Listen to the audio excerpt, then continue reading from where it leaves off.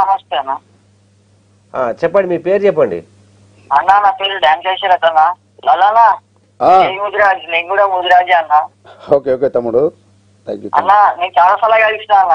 తమ్ముడు తమ్ముడు మనం చాలా సార్లు కలిసినాము. నీకు ఈవెంట్లు కూడా చేసిన. నల్లగుట్ట డాన్స్ చేసేరట అన్న. నేను సుఖీ బాబా సాంగ్ వాడినా చూడు. అరే అరే అరే తమ్ముడు తమ్ముడు ఓకే ఓకే బాగున్నావా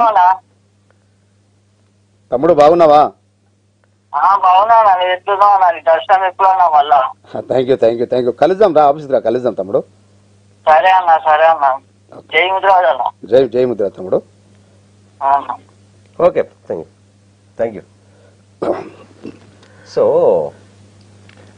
అంటే ఏమనంటే పార్టీలు రాజకీయ నాయకులుగా ఉన్నారు కాబట్టి, సో మీరు అసలు రాజకీయాల్లోకి ఎందుకు వచ్చారు? రాజకీయాల్లో ముద్రా సంఘంతో ఏ రకంగా మీరు సమాజానికి కృషి చేస్తారు ముదిరాజు పర్టికులర్గా? అయితే నేను ఏమంటున్నా సార్, ముదిరాజు కులంలో పుట్టిన ముదిరాజు అని చెప్పుకోవడం గౌరవిస్తా, ఏమంటారు, సంతోషపడతా. దాంతోపాటు ముదిరాజులే కాకుండా నన్ను ఎస్సీ ఎస్టీ బీసీ మైనార్టీస్ అందరూ కూడా నన్ను ఇష్టపడతారు కాబట్టి నేను బహుజనుల బిడ్డని. నేను పుట్టింది ముదిరాజు కులమైనా కూడా నేను హాస్టల్లో ఎస్సీ హాస్టల్లో నేను చదువుకున్నాను.